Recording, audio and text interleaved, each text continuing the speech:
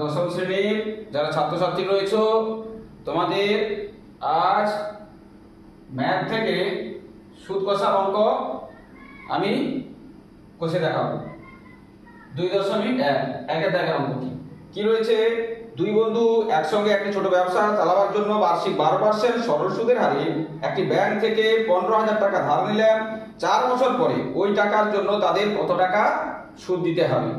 তাহলে আমরা দেখে নেবো। আসলটাকে পি ধরবো 15,000 টাকা, সময়টাকে টি ধরবো 4 বছর, বার্ষিক সুদের হার কত? 8% মানে 12%।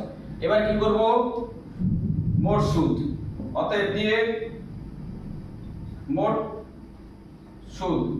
সুদটা কি বসাবো? সমান দিয়ে এই 15,000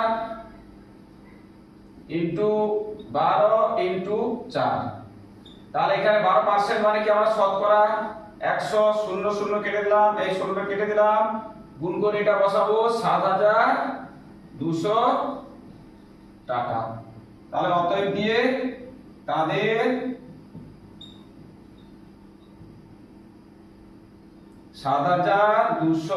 টাকা সুদ দিতে হবে। তাহলে অঙ্কটা এইভাবে হবে। তোমরা যদি বুঝতে পারো তাহলে তোমরা কি করবে?